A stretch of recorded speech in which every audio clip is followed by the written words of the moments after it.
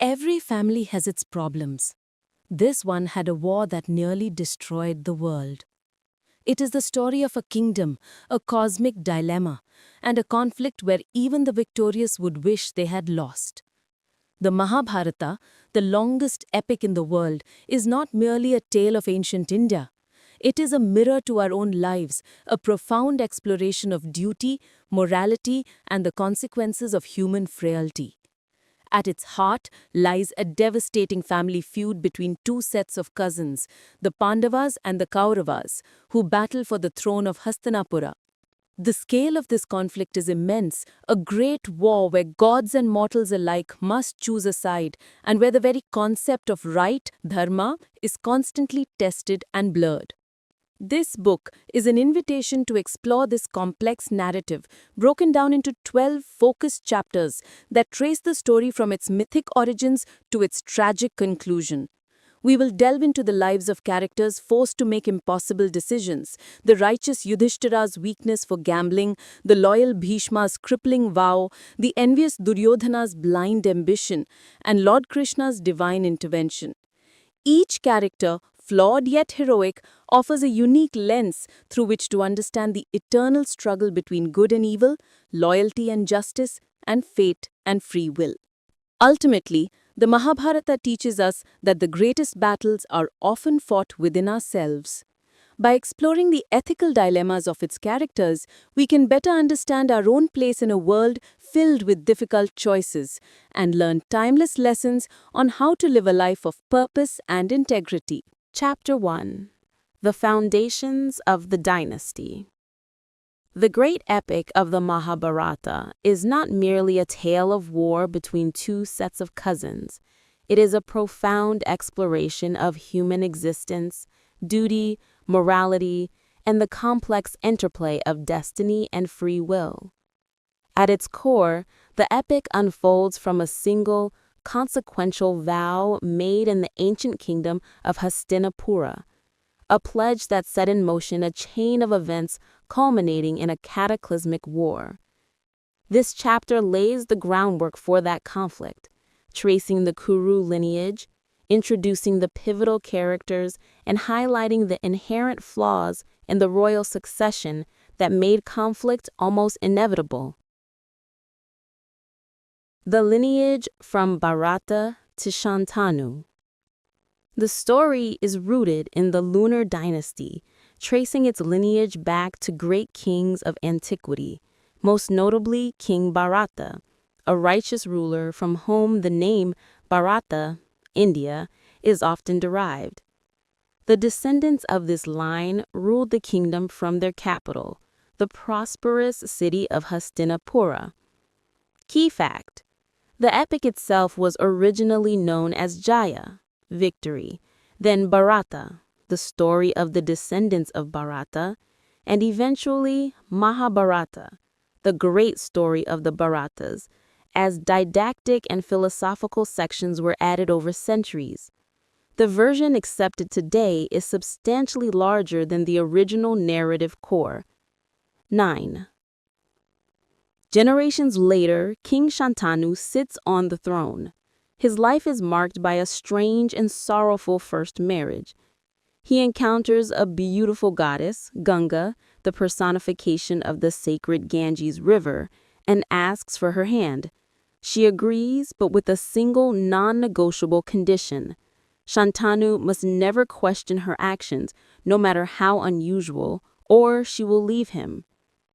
Key fact: Ganga's actions are often explained as a divine mission to release the 8 Vasus, celestial beings cursed to be born on earth, from their mortal existence.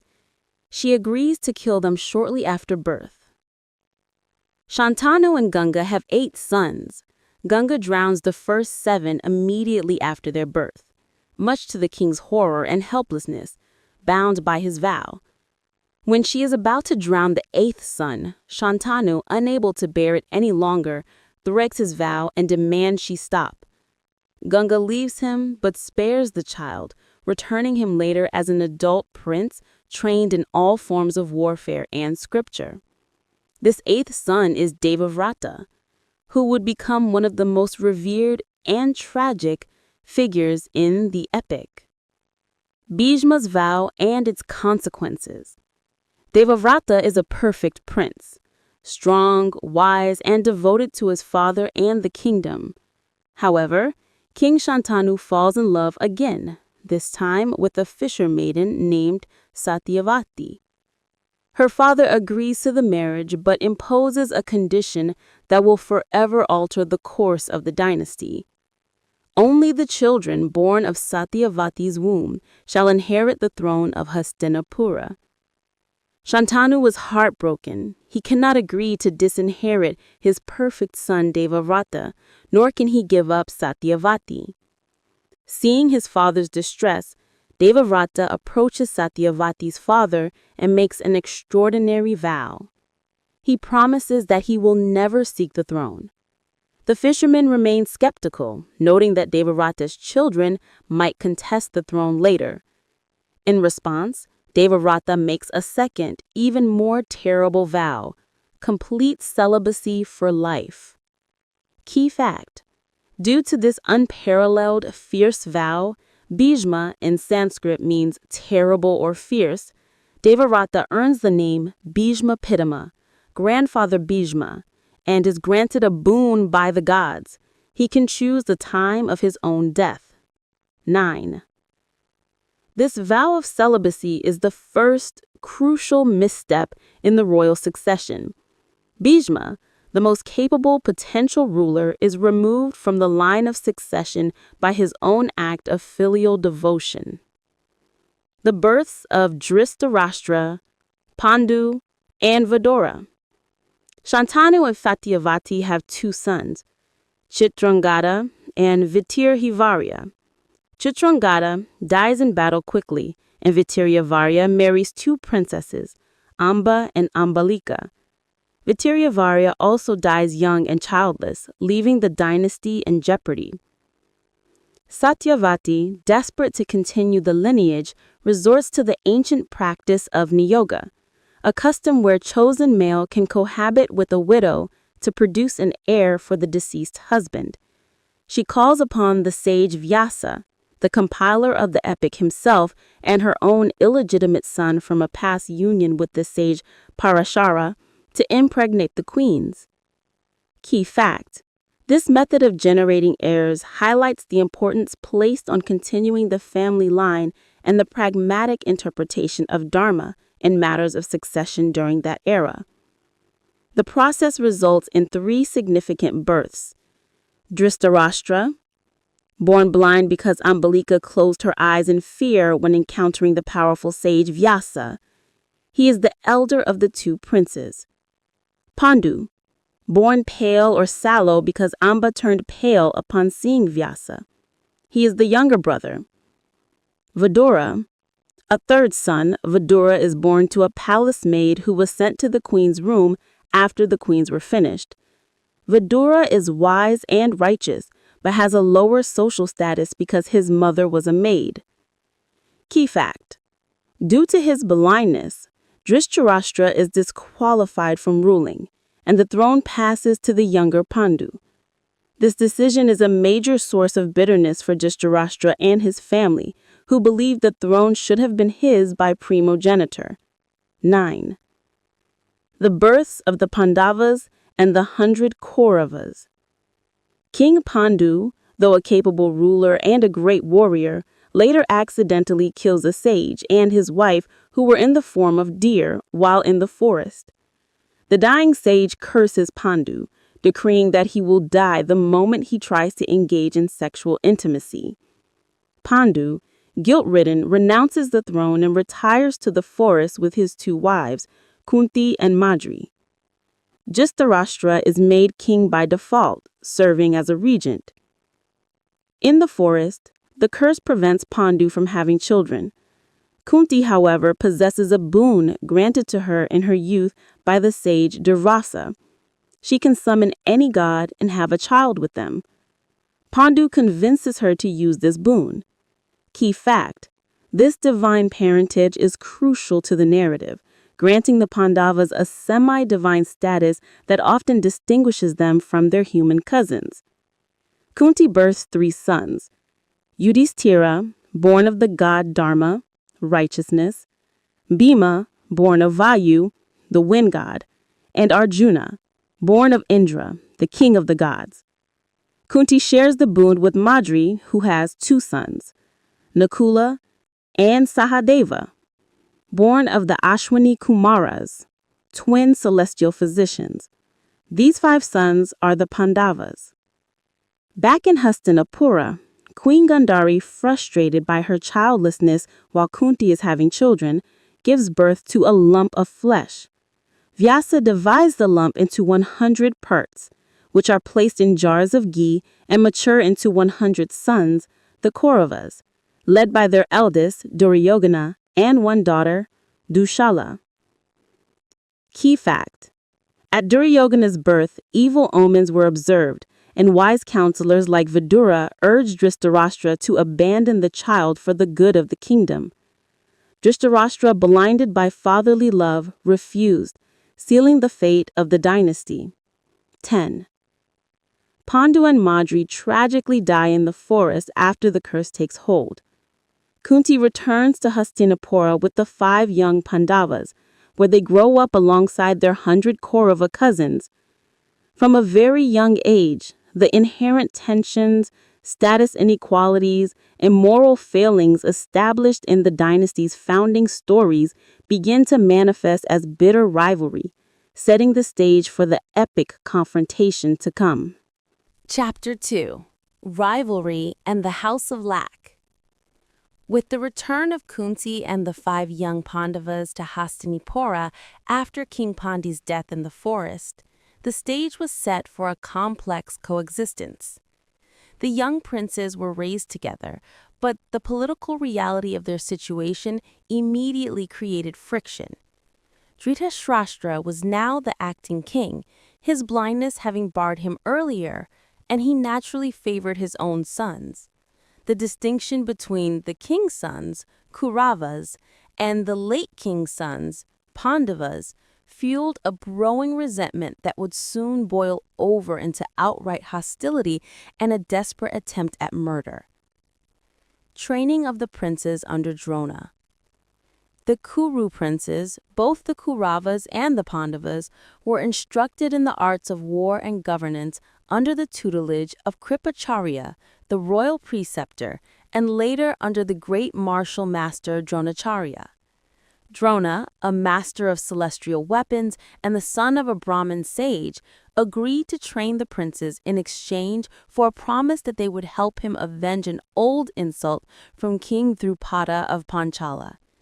Key fact: Drona was a fearsome warrior who possessed knowledge of the most powerful divine weapons, Divyastras. His training was rigorous and impartial in theory, though his favor often fell upon Arjuna. Among all the students, Arjuna emerged as Drona's star pupil. Drona recognized Arjuna's unparalleled focus, skill, and devotion to the art of archery, going so far as to promise him that he would make him the greatest archer on earth. This clear distinction, however, only deepened the jealousy of Duryodhana, the eldest Kaurava prince, and his closest friend and advisor, his maternal uncle, Shakuni. The Ekalavya story as a commentary on caste. The training period also featured a crucial incident that comments heavily on the social structures of the time. A young Nishada, a tribal or outcast group named Ekalavya, approached Drona, asking to be trained. Drona refused him, bound by his duties to only teach Kshatriya, warrior caste, and Brahmin students. Undaunted, Ekalavya fashioned a clay idol of Drona and practiced before it as his guru. He mastered the art of archery through sheer determination and devotion. One day, Drona discovered Ekalavya and, recognizing his extraordinary skill, felt threatened by the promise he had made to Arjuna. Key fact: to ensure Arjuna remained the greatest archer, Drona demanded Ekalavya's right thumb as Guru Dakshina, a teacher's fee. Ekalavya, bound by the code of Dharma, severed his thumb without hesitation, effectively crippling his ability to use a bow and ending his potential threat to Arjuna. This tale highlights the rigid caste system and the lengths to which established power structures would go to maintain social order and preserve privilege. Duryodhana's jealousy and plots against the Pandavas. Even in childhood, the rivalry was palpable. Bhima, the second Pandava, possessed immense physical strength and would often innocently tease his weak cousins, leading to clashes. Duryodhana, fueled by envy and the counsel of his cunning uncle Shakuni, began to hatch plots. The central issue was succession. While Yudhishthira, the eldest Pandava, was the rightful heir according to Dharma, as Pandu was the officially crowned king before renouncing, Duryodhana believed that because his father, Dhritarashtra, was now the acting ruler, the throne should rightfully pass to him. Key fact: Duryodhana was consumed by a sense of injustice that his blindness had prevented his father from ruling earlier, and he viewed the Pandavas as usurpers of his throne. One notable early plot involved poisoning Bhima's food and throwing him into the Ganges River. Bhima survived, rescued by the Nagas, serpent deities, who also gave him a potion that increased his strength tenfold. These repeated failures only solidified Duryodhana's hatred and determination to eliminate his cousins. The construction and fiery destruction of the House of Lak. The hostility reached a tipping point when the citizens of Hastinapura began openly favoring Yudhishthira as the crown prince. Dhritarashtra, though often conflicted, caved into the pressure of his son Duryodhana and Shakuni to remove the Pandavas from the capital. They concocted an insidious plan. They would send the Pandavas and their mother Kunti to a beautiful new palace in the remote city of Varanasi for a festival. The palace, however, was designed by the architect Purochana and secretly constructed almost entirely of lac, a highly flammable resin, hemp, and ghee. The plan was to wait until the Pandavas resettled and then burn the palace down, making it appear as a tragic accident. Key fact: this incident is known as the Lakshagraha, House of Lac. It represents a dark turn in the narrative, moving the conflict from political maneuvering and rivalry to attempted mass murder. The escape and initial period of the Pandavas' hidden life. The plan was nearly foolproof, but the wise minister Vidura, who remained loyal to Dharma and the Pandavas, sent them a coded warning about the flammable nature of their new residence. The Pandavas, now fully aware of the plot, played along. They lived in the House of Lak, all the while secretly digging an escape tunnel under the guidance of a trusted miner sent by Vidura.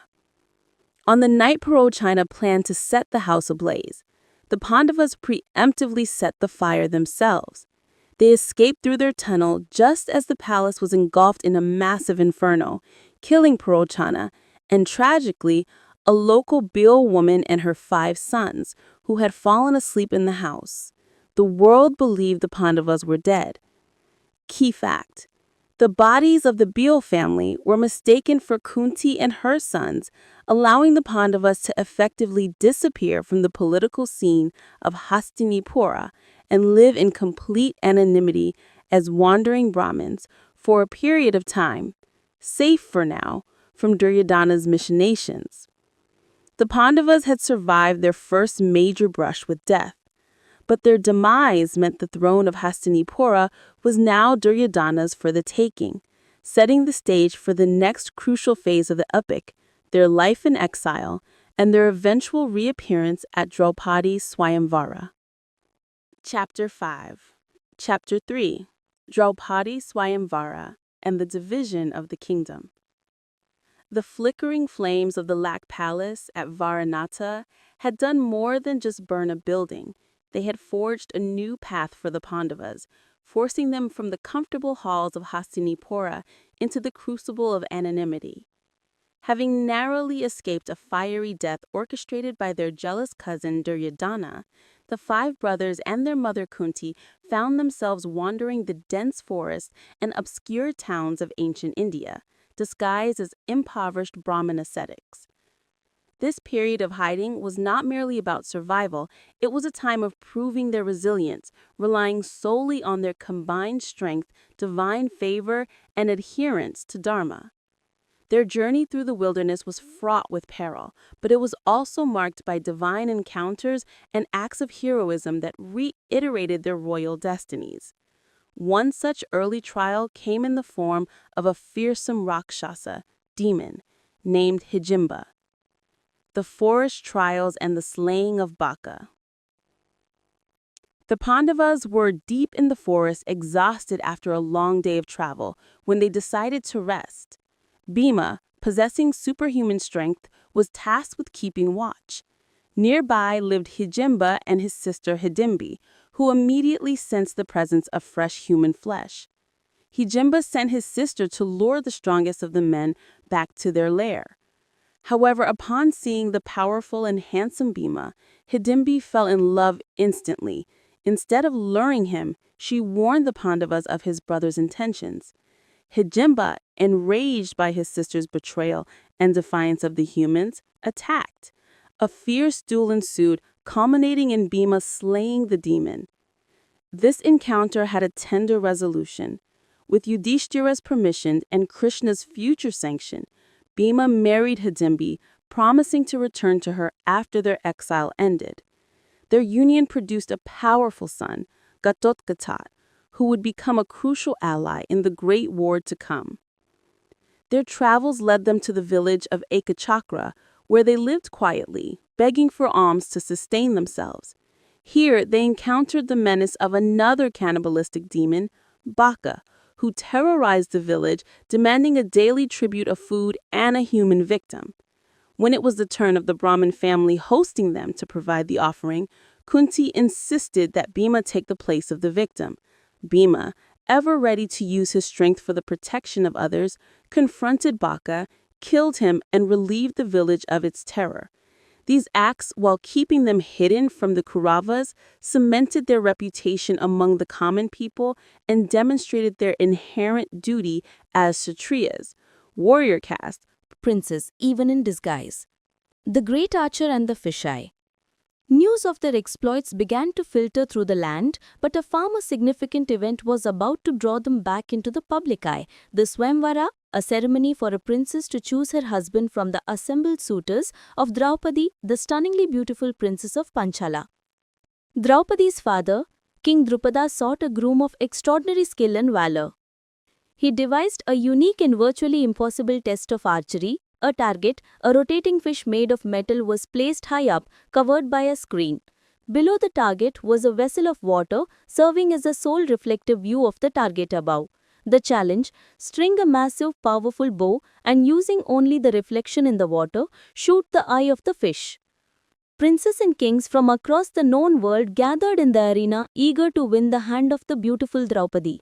Among them were Duryodhana, Karna, Shalya, Shishupala, and even the divine Krishna and his brother Balarama, who immediately recognized the disguised Pandavas in the crowd of Brahmins. One by one, the mightiest warriors tried their hand at the bow, and one by one they failed, unable even to string the weapon, let alone aim.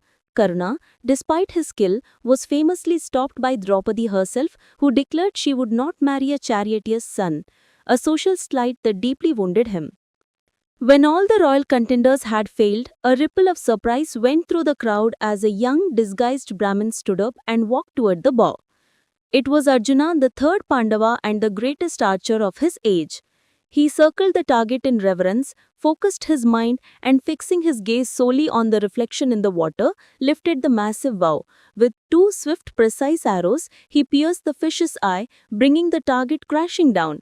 The arena erupted in cheers. Draupadi, fulfilling her destiny, walked over and placed the marriage garland around Arjuna's neck. The controversial vow and the division of the kingdom. The elation was short-lived. A scuffle broke out as the rejected kings, particularly the Kauravas, felt insulted that a mere Brahmin had succeeded where they had failed. Krishna calmed the crowd, acknowledging the Brahmins' right to participate and win. Arjuna led Draupadi back to the humble hut where Kunti and his brothers were waiting. Without entering, he called out to his mother, "Mother, look what we have obtained today by begging." Kunti, preoccupied with cooking and not looking up, casually responded with a deeply ingrained tradition. "Share whatever you have obtained equally among yourselves." This single reflexive command created a profound dilemma. A woman could not be shared among five brothers.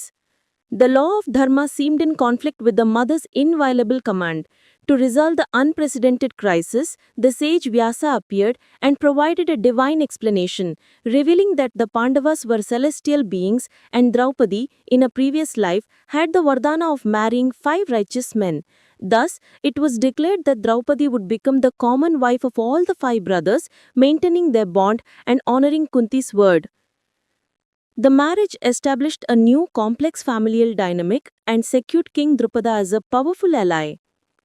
News of the Pandavas' survival and their marriage to Draupadi quickly reached Hastinapura.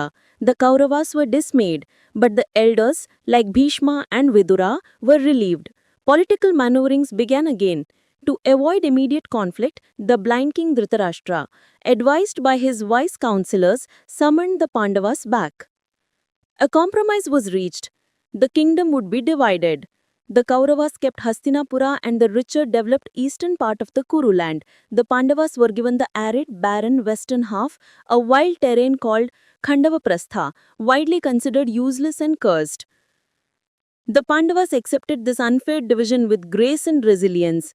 With the help of Krishna, divine architects, and their sheer determination, they cleared the wilderness and built a magnificent new capital city. They named it Indraprastha, the city of Indra. It became a marvel of architecture and prosperity, symbolizing their legitimate claim to sovereignty and establishing a kingdom that quickly rivaled Hastinapura in wealth and glory. The Rajasuya sacrifice and seeds of envy. Under the righteous rule of Yudhishthira, Indraprastha flourished. The time came for Yudhishthira to assert his imperial authority by performing the Rajasuya sacrifice, a complex ritual declaring him the king of kings. The sacrifice was a grand success, attended by all the great rulers of the land. It solidified the Pandavas' political power and displayed their immense wealth.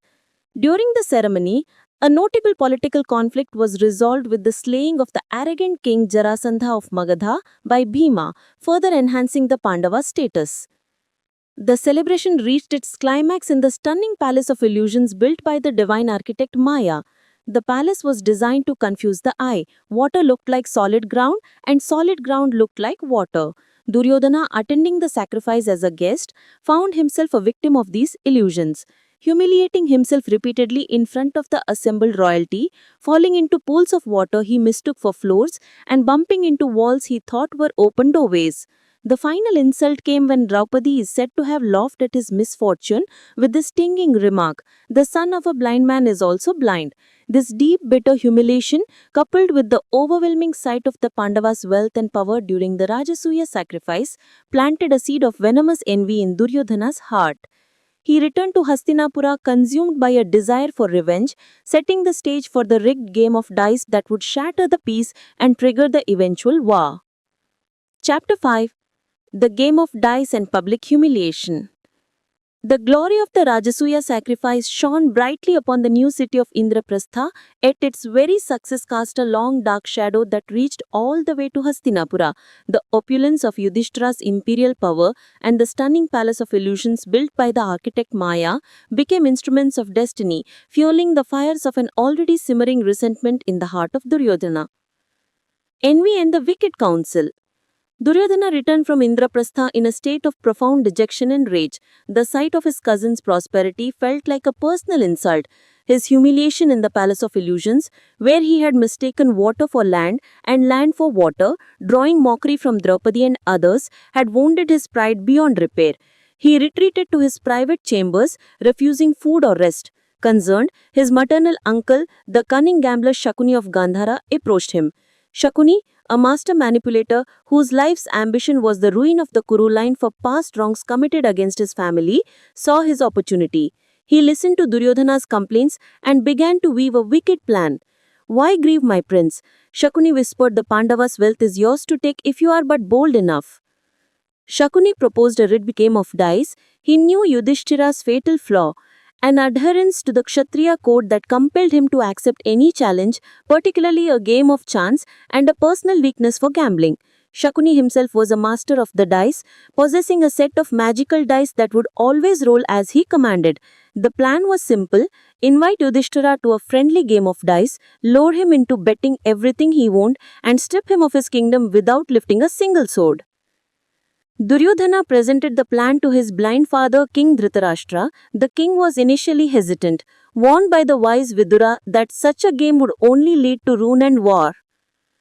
But Dhritarashtra's paternal love for his eldest son overshadowed his judgment. Overruled by the combined pressure of Duryodhana, Shakuni, and the weak-willed Karna, the king consented to host the game. Messengers were dispatched to Indrapastha with a seemingly innocent invitation for Yudhishthira to visit Hastinapura for a friendly game of dice. The fatal flaw. Yudhishthira, despite strong misgivings and warnings from his brothers, felt honor-bound to accept the invitation. Refusing a challenge of dice is a sin for a king, he declared, prioritizing the social code over practical wisdom.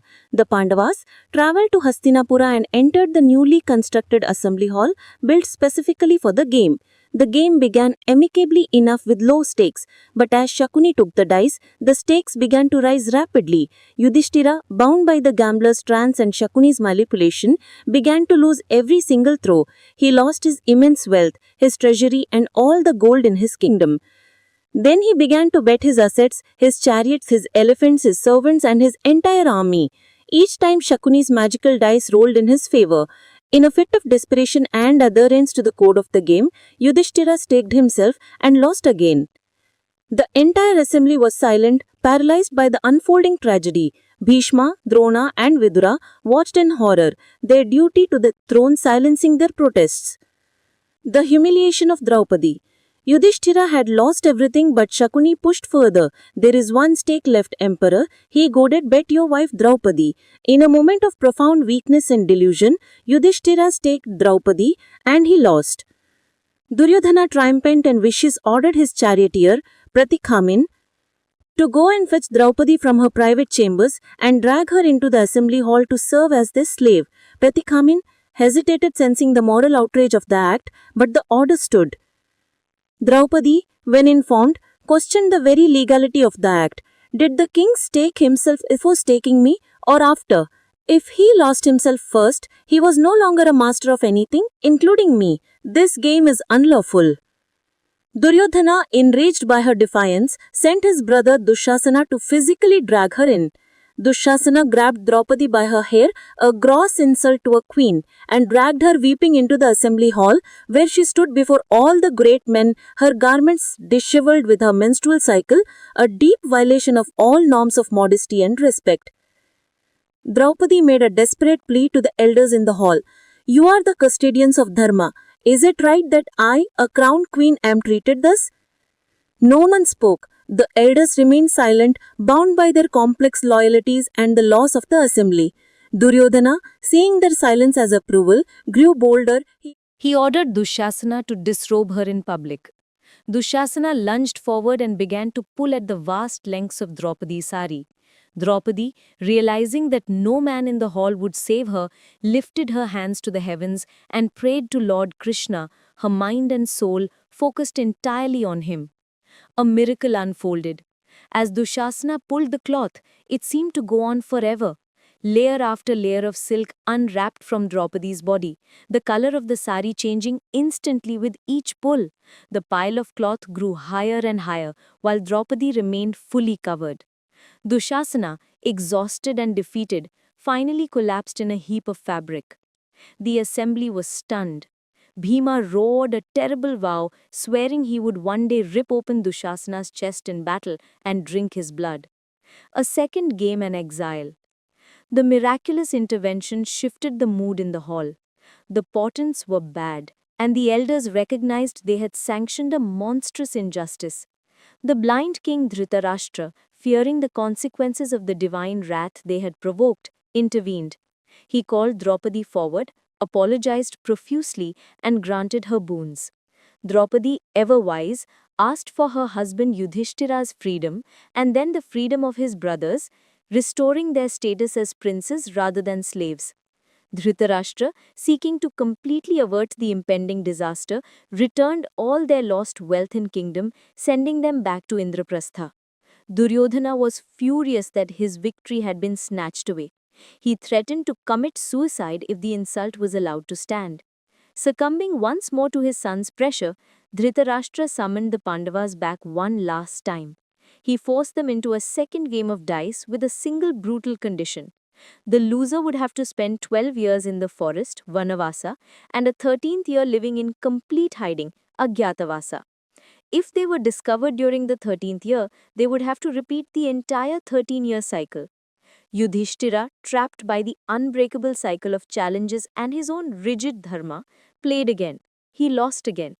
The Pandavas, stripped of their royalty once more, replaced their royal garments with deer skins and left Hastinapura in silence, accompanied by a dignified Draupadi.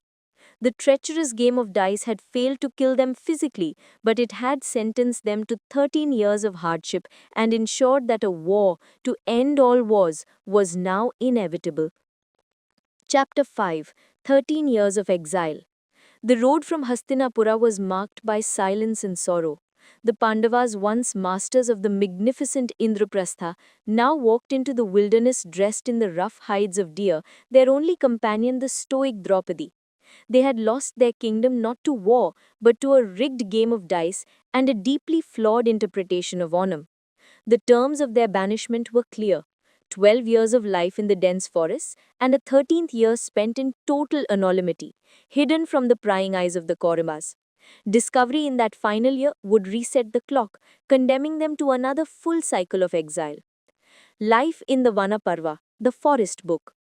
The first 12 years, chronicled in the Vanaparva, were a period of intense asceticism, spiritual education, and physical honing. The forest was not merely a place of suffering, it became their university and their training ground. They encountered numerous sages and holy men who imparted wisdom, morality tales, and guidance. These embedded stories within the epic serve as vital lessons on dharma, duty, morality, and the human condition. The brothers divided their time between meditation, acquiring celestial weapons, and protecting the various hermitages they visited from demons and hostile forces. Their life was simple, sustained by roots, fruits, and the alms they occasionally received. Arjuna, driven by the need to match Karna and Bhishma in skill for the inevitable war, undertook a monumental quest. He left his brothers and traveled to the Himalayas to perform severe penances to please the gods. His dedication earned him boons from several deities, most notably a duel with Lord Shiva, who, pleased with Arjuna's prowess, granted him the ultimate weapon, the Pashupatastra. Arjuna also spent time in Indra's heavens, mastering advanced warfare and celestial arts. During this period away, he married the Naga princess Ulupi and the celestial nymph Chitrangada, further expanding their network of alliances. He also met Krishna's sister Subhadra, whom he later married with Krishna's blessing, solidifying the vital Krishna-Pandava alliance. Meanwhile, in the forest, Yudhishthira faced his own trials, primarily tests of his unwavering adherence to dharma.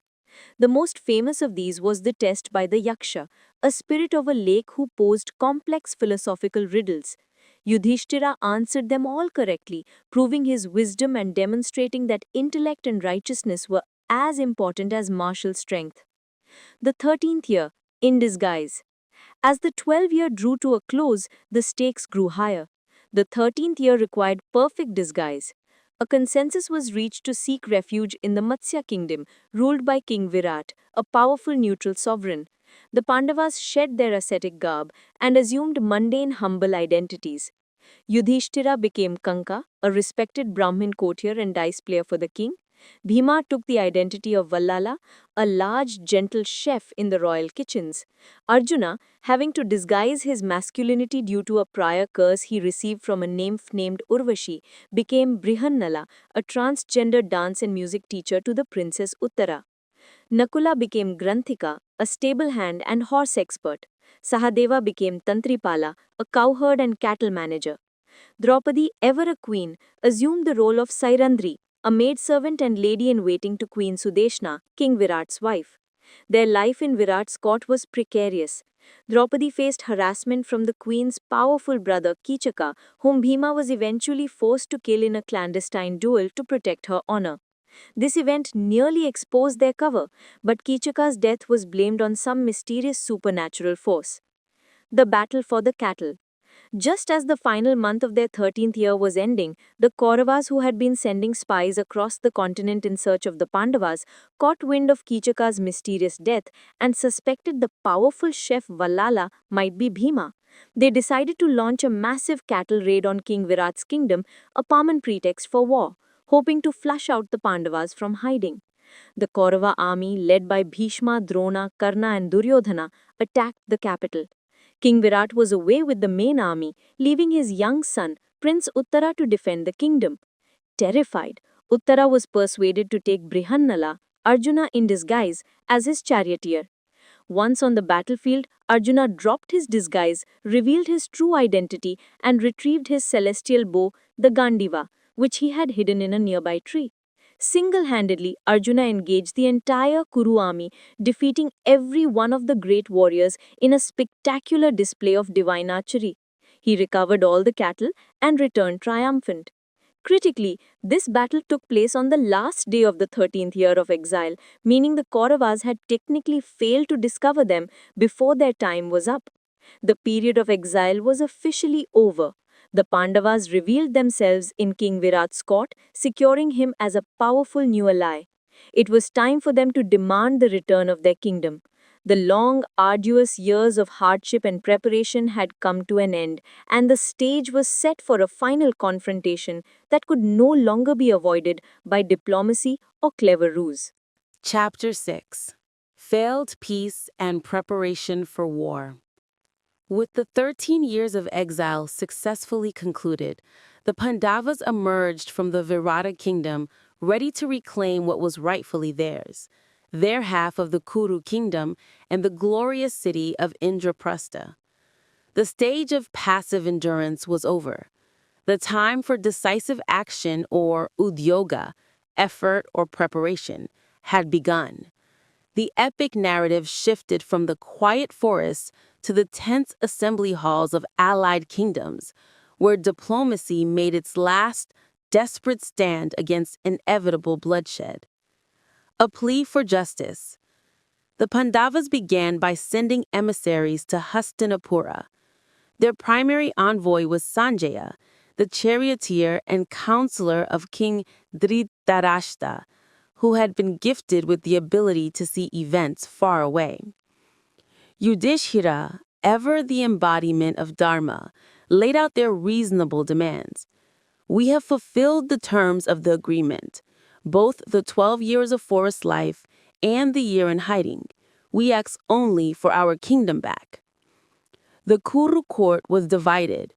Bhishma, Vidura, Drona, and even the elders urged Dhritarashtra to listen to reason and prevent a catastrophic war between kinsmen. They argued that Yudhishthira's demands were just and that the Kauravas had no legitimate claim to the entirety of the kingdom after the terms of the exile were met. But the appeal fell to deaf ears. Duryodhana was unwavering in his pride and malice. He dominated his blind father's will, rejecting all pleas for peace. He famously declared that he would not cede the Pandavas even 5 villages, not even a needle point of land without a fight. His arrogance sealed the fate of the Kuru dynasty. Gathering the armies. The failure of the initial diplomatic missions made war a near certainty. Both sides began the immense task of rallying their allies across the subcontinent. Messengers were dispatched to every kingdom, soliciting support and gathering the largest assembly of armies the world had ever seen. The choice of alliance was a critical decision for many rulers, but none more so than for Krishna, the divine sovereign of Dwarka, and a central figure in the epic. Arjuna and Duryodhana knowing Krishna's power, arrived simultaneously in Dwarka to seek his aid. Duryodhana arrived first and chose the head of Krishna's bed to sit upon, a seat of pride. Arjuna, arriving second, sat humbly at Krishna's feet, a seat of devotion. When Krishna awoke, he saw Arjuna first. He offered both cousins a choice. On one side was his vast army, the Narayan forces, mighty and numerous. On the other side was Krishna himself, unarmed and pledged not to raise a weapon during the conflict. Duryodhana, thinking strategically and dismissing Krishna as a mere unarmed charioteer, chose the powerful army. Arjuna, understanding Krishna's divinity and his crucial role as a guide and counselor, chose Krishna. Arjuna's devotion secured the most powerful ally of all, accepting Krishna as his charioteer, while Duryodhana acquired a massive, yet ultimately mortal, military force. In total, 18 divisions of troops, Akshuhini, were gathered on the field of Kurukshetra, a massive plain historically used for great sacrifices, where the war was declared. 11 divisions sided with the Gurustas and 7 with the Pandavas. Krishna's final peace mission. Before the war officially commenced, a final desperate attempt at peace was made. Krishna himself undertook the role of emissary, traveling to Hastinapura once last time. His peace mission was dramatic and perilous.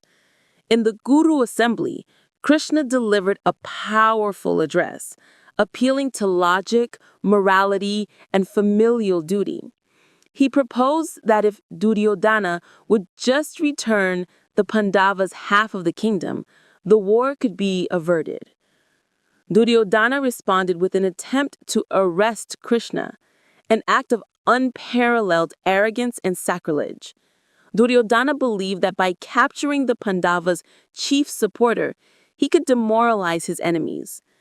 As Kaurava soldiers moved to seize him, Krishna revealed his Vishwarupa, his cosmic, divine form, blazing with the light of 1,000 suns and displaying the entire universe within his being.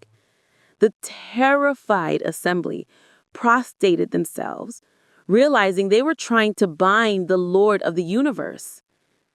Having demonstrated his divine authority and exhausted all avenues of peace, Krishna returned to the Pandava camp. The final effort had failed. Diplomacy was dead. The time for deliberation was over. The armies marched to Kurukshetra, the chosen field of destiny, where the fate of an age would be decided. The lines were drawn between righteousness and pride, justice and greed. The final declaration of war was made, setting in motion the most devastating conflict in the history of the world.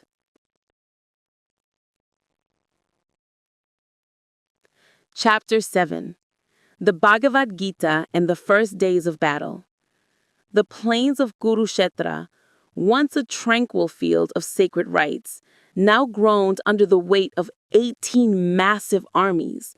The air, usually still, was thick with the dust kicked up by chariots, the scent of war horses, and the nervous tension of hundreds of thousands of warriors poised for a conflict that would redefine an era.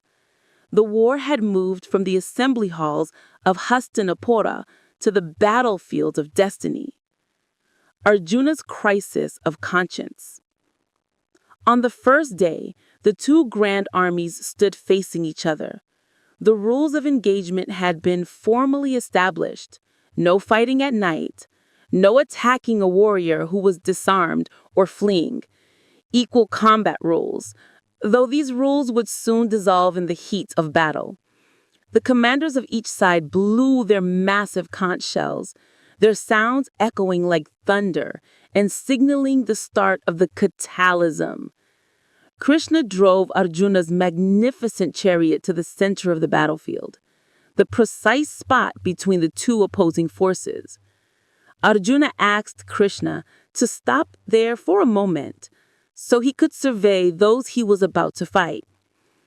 As Arjuna gazed across the vast expanse, the realization of what war truly meant struck him with the force of a mace. There were no abstract enemies here, only faces he knew intimately. He saw his granduncle Bhishma, who had raised him, his guru Drona, who had taught him every art of war, his cousins, friends, elders, and kinsmen. This was not a battle against an invading horde. It was a battle against his own family. The divine archer's resolve shattered. His limbs trembled, his mouth went dry, and his great bow, the Gandiva, slipped from his grasp. Tears welled in his eyes. "Krishna," Arjuna whispered, his voice heavy with despair.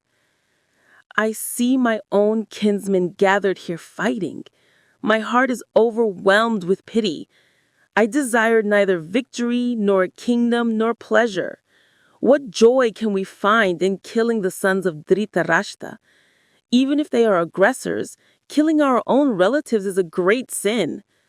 I will not fight." Arjuna's crisis was the pivotal moment of the epic.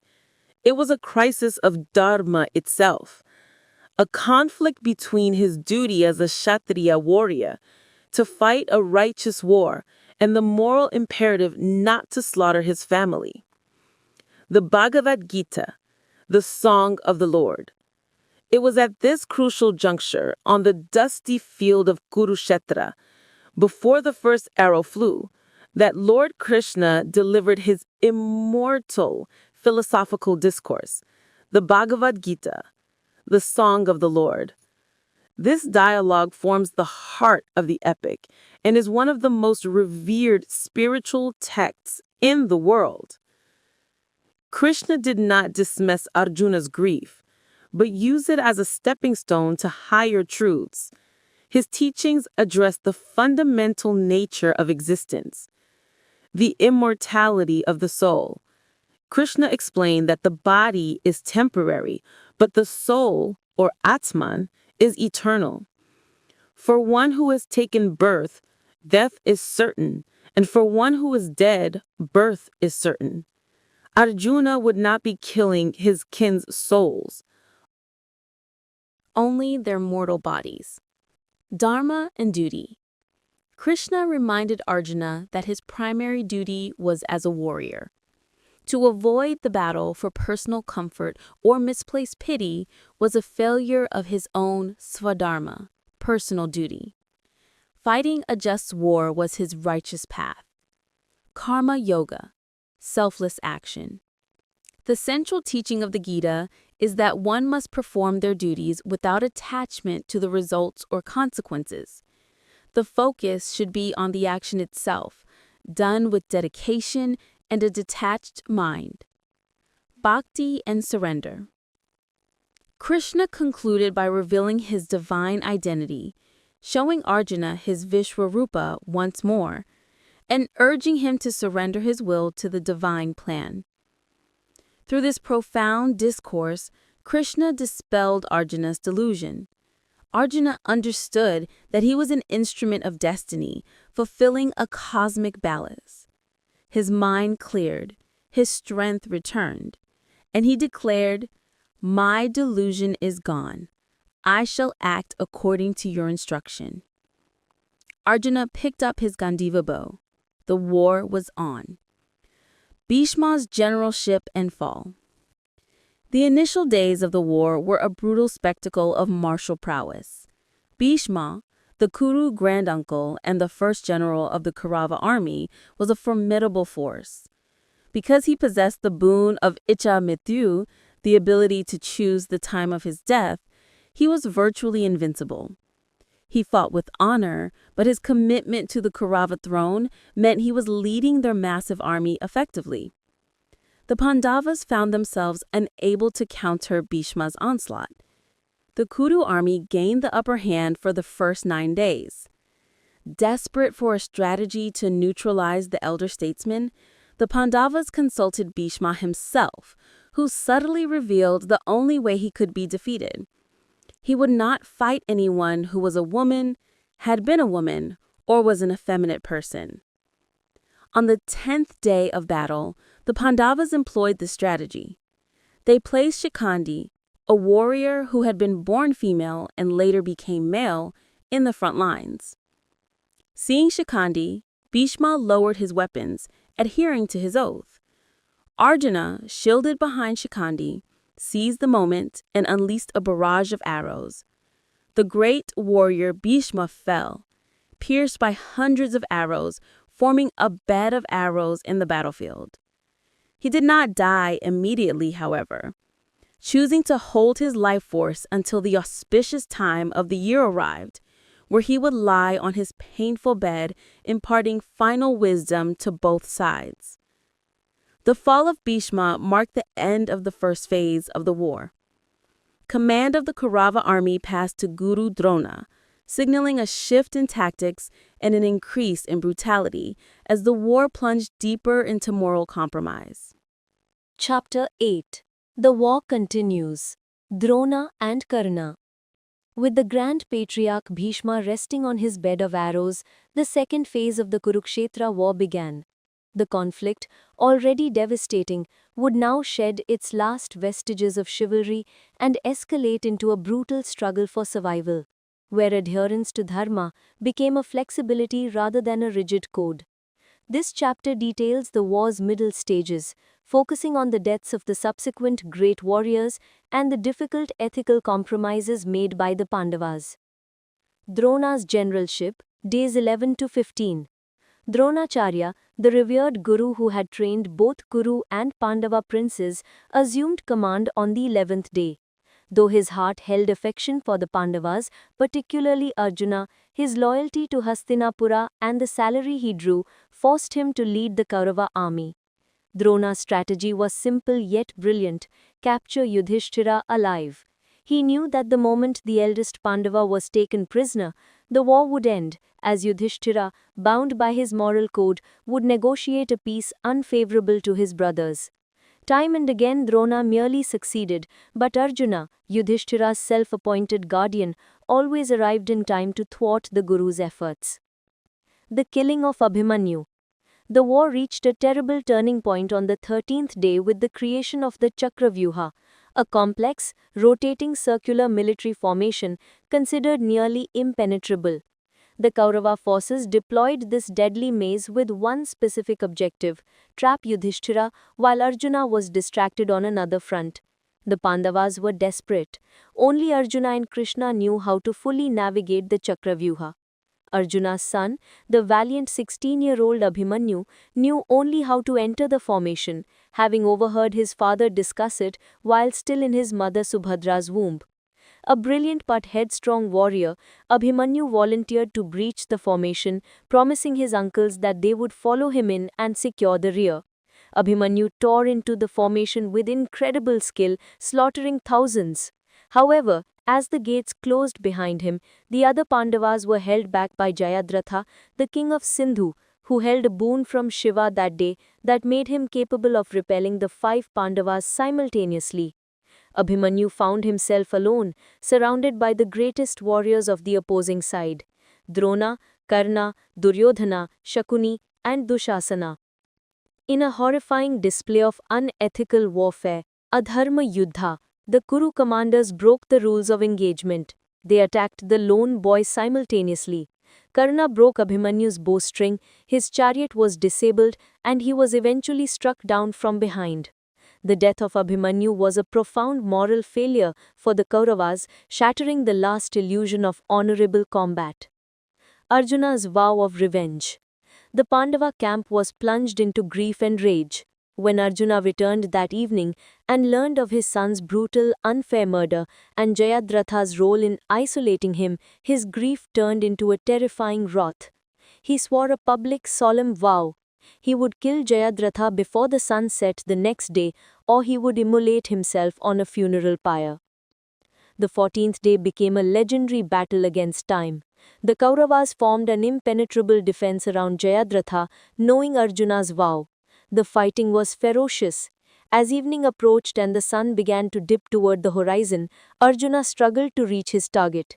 Krishna, realizing the warrior was about to fail his vow, employed divine illusion. He covered the sun with his Sudarshan Chakra, simulating sunset. The Kauravas cheered, believing Arjuna was about to end his life. Jayadratha stepped out from his protection to witness the spectacle. At that moment, Krishna withdrew the chakra. The sun has not set, Arjuna. Slay your enemy. Arjuna launched a divine arrow, severing Jayadratha's head. The war had officially crossed a line. Divine intervention and trickery were now standard tools. The cunning plan to defeat Drona. After Abhimanyu's death, the war fully de-evolved into a morally grey conflict. The Pandavas realized they could not win by adhering strictly to the old codes of conduct while their enemies broke them freely. They had to fight cunning with cunning. Drona the general was virtually invincible as long as he held a weapon in his hand. He had been granted divine armor and would not die unless he put down his arms. Krishna devised a plan rooted in Drona's one weakness, his deep love for his son, Ashwathama. The plan was simple: convince Drona that his son was dead. Bhima located and killed a mighty war elephant named Ashwathama. Yudhishthira was then tasked with delivering the news to Drona. Yudhishthira, the embodiment of truth and dharma, hesitated but agreed under pressure from Krishna and his brothers. He approached Drona amidst the battle and declared, "Ashwathama is dead." Yudhishthira then whispered the second half of the truth, the elephant, but Bhima simultaneously blew his conch shell loudly that the crucial words were drowned out. Drona, hearing the devastating news from the lips of Yudhishthira, the one man incapable of lying, was crushed. He dropped his celestial weapons, sat in meditation on his chariot, and was summarily beheaded by Drishtadyumna, Draupadi's brother, and a man prophesied to kill the Guru. The most righteous Pandava had been forced to speak a half-truth to win the day. Karna's tragic past and curses. With Drona gone, the mantle of supreme commander finally passed to Karna, the great archer and Duryodhana's truest friend. This set up the final destined confrontation between the two greatest archers in the world, Arjuna and Karna.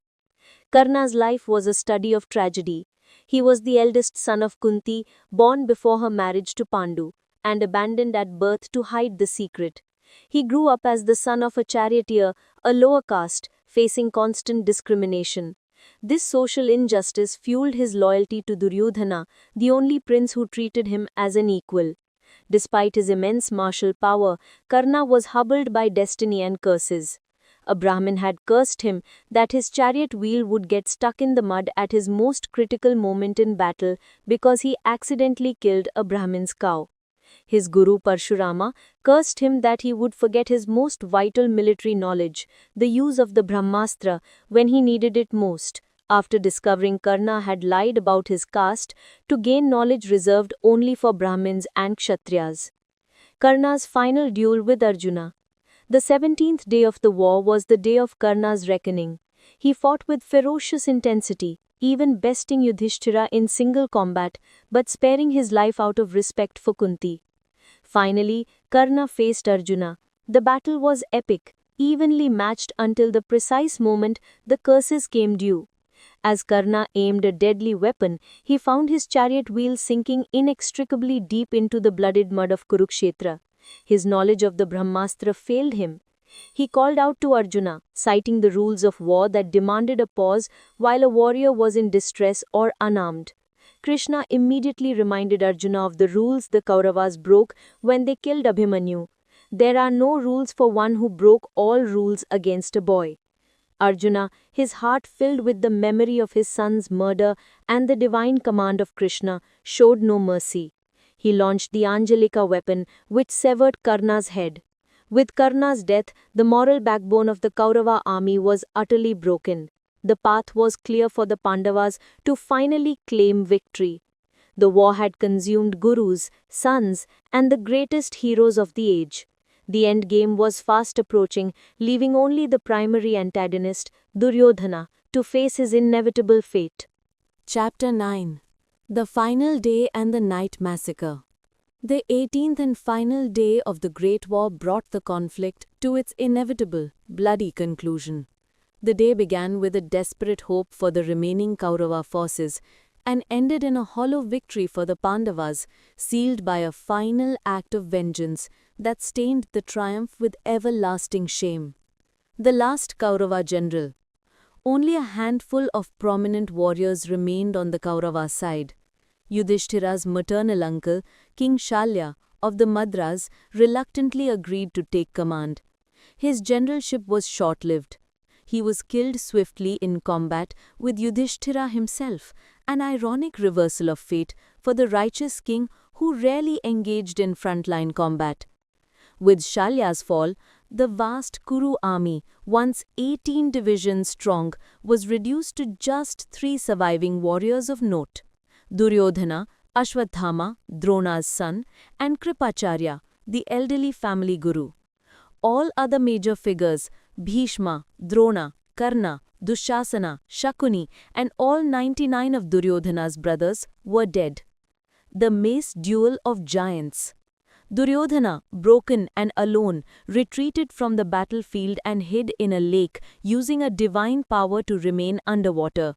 The Pandavas, led by Krishna, tracked him down and challenged him to fight, taunting him for hiding while his empire crumbled.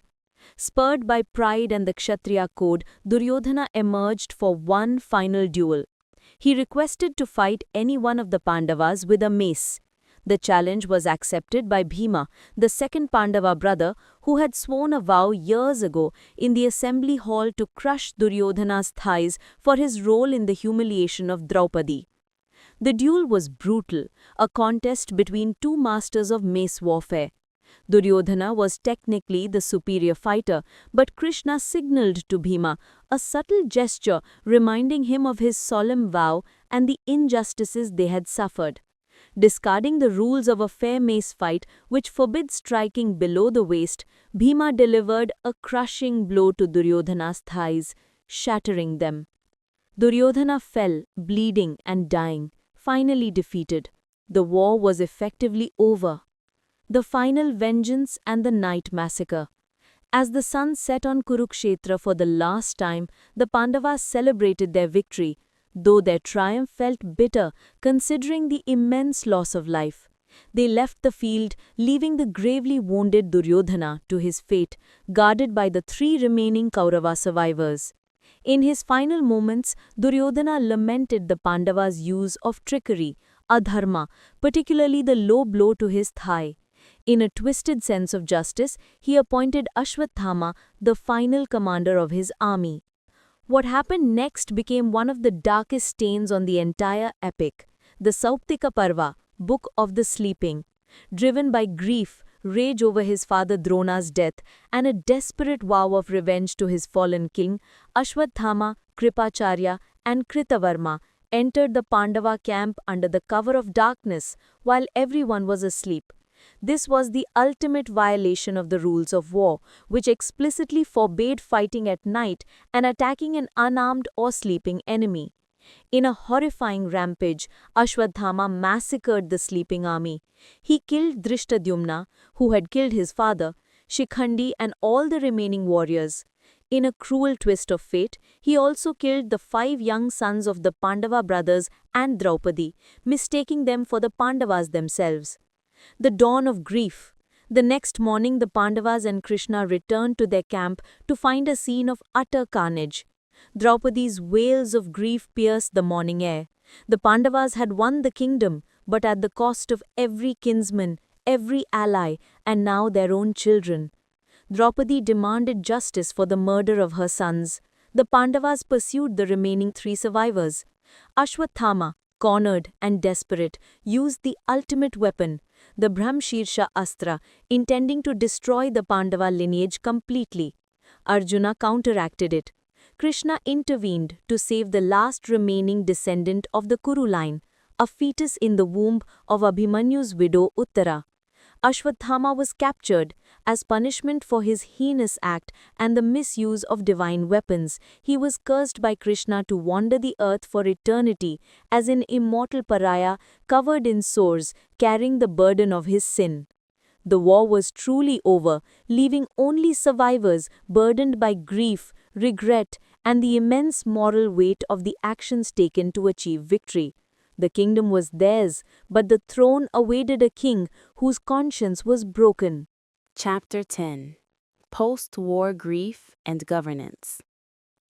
The sun rose on the 19th day to reveal a field of Kurukshetra, stained with the blood of millions. The victory of the Pandavas felt less like a triumph and more like a profound existential loss. The kingdom they had fought for, the very cause of Dharma they had upheld, seemed a hollow prize when purchased at such a devastating cost. This chapter deals with the immediate aftermath of the war, the immense sorrow of the survivors, and Yudhishthira's reluctant acceptance of a throne he no longer desired. The lamentations of the women. The immediate aftermath was dominated by the Stri Parva, Book of the Women, one of the most moving sections of the epic. The battlefield was a sight of mass mourning. The women of Hastinapura and the Pandava camp converged on Kurukshetra to find the bodies of their husbands, sons, and brothers. Led by Queen Gandhari, the blind wife of King Dhritarashtra, and Kunti, the mother of the Pandavas, the lamentations were heartbreaking. Gandhari, who had chosen to blindfold herself years ago to share her husband's blindness, unleashed her pent-up grief. She looked upon the horrific carnage, her eyes finally seeing the results of her son's hubris. In her sorrow and anger, Gandhari cursed Krishna. She blamed him for not intervening more forcefully to stop the war, believing his divine power could have prevented the annihilation. She prophesied that 36 years hence, Krishna's own Yadava clan would destroy themselves in an internal conflict, and his city of Dwarka would be swallowed by the sea. Krishna accepted the curse with a smile, knowing the inevitable cycle of Dharma must run its course. Yudhishthira's anguish. The Pandava brothers, particularly Yudhishthira, were consumed with guilt. The quote-unquote victory felt like a defeat. Yudhishthira, the son of Dharma, a man who valued truth above all else, was tormented by the moral compromises they had made. The half-truth told to Drona, the low blow to Duryodhana, the night massacre that claimed their children. What good is a kingdom steeped in the blood of our kin? He asked his brothers and Krishna. Yudhishthira was ready to renounce the world immediately, to put on the robes of an ascetic and seek penance in the forest. He saw himself as the perpetrator of a great sin, a king who had orchestrated the death of his entire family. His family and advisors spent days convincing him to stay. Bhishma, still alive on his bed of arrows, Vyasa, the sage, and even Krishna himself delivered lengthy discourses on the nature of duty. They argued that a king's primary dharma is to rule and protect his subjects, a path that often demands difficult actions and sacrifice. Bhishma's final instructions. Before he could finally die, the Grand Patriarch Bhishma Pitama, lying wounded on the battlefield, imparted his final wisdom. The next several books of the epic, Shanti Parva and Anusasana Parva, consist of his profound lectures to Yudhishthira. From his bed of arrows, Bhishma provided a comprehensive thesis on statecraft, governance, morality, and the complex duties of a king, Raja Dharma. He explained the necessary evil of warfare for the sake of justice and reconciled the seemingly contradictory demands of spirituality and political power. These teachings served as the moral foundation for Yudhishthira's rule. Only after Yudhishthira absorbed this wisdom and the winter solstice arrived did Bhishma finally choose the moment of his death, leaving his mortal body and descending to the heavens with the respect of all survivors. The coronation and the Ashwamedha sacrifice. Yudhishthira was eventually convinced to accept his destiny. He was crowned the king of Hastinapura, beginning a long period of rule focused on peace, prosperity, and spiritual recovery. Years later, to firmly reestablish his unchallenged authority over all other kingdoms and to atone for the sins of the war, the Pandavas performed the grand Ashwamedha, horse sacrifice. A consecrated horse was allowed to wander freely for a year, its path defining the boundaries of the new empire. Arjuna followed the horse, defeating any rulers who challenged their claim. The sacrifice legitimized Yudhishthira's reign and brought a period of peace to the land, but the scars of Kurukshetra remained visible on the hearts and minds of the generation that survived the Great War. The era of the warrior kings was fading, giving way to a new age where the weight of Dharma shaped every remaining action. Chapter 12. The Great Journey and Final Salvation. With the end of the Dwapara Yuga and the departure of Lord Krishna, the Pandavas understood that their time on earth was over. The kingdom, the power, and the material world no longer held any meaning for them. This final chapter concludes the earthly narrative with the Pandavas' last journey, their ascent to the Himalayas, and their ultimate destiny in the afterlife, highlighting the supreme importance of Dharma even at the threshold of heaven. The Great Renunciation, Mahaprastanika Parva. Yudhishthira, the rightful heir, crowns Arjuna's grandson, Parikshita, as the new king of Hastinapura. The young king was left to rule the world as it fully entered the Kali Yuga. The 5 Pandava brothers and their wife Draupadi stripped themselves of all royal garments and possessions, wearing only simple bark clothing. They turned their backs on the kingdom they had fought so hard to win and began their Mahaprastanika, the great journey, walking north towards the Himalayas, intending to ascend Mount Meru and enter the celestial realms in their mortal bodies. A single, loyal street dog attached himself to the group and followed them on their arduous journey through the harsh mountain passes. The fall of the heroes. As the journey progressed through the snow and ice, the companions began to fall one by one. The epic explains that each fell due to a specific human flaw or sin they carried. Draupadi fell first, due to the sin of partiality. She had loved Arjuna slightly more than her other husbands. Sahadeva, the wise twin, fell next, due to pride in his own wisdom. Nakula followed, due to vanity in his own handsome appearance. Arjuna fell next, his great skill as an archer having made him arrogant and boastful of his prowess.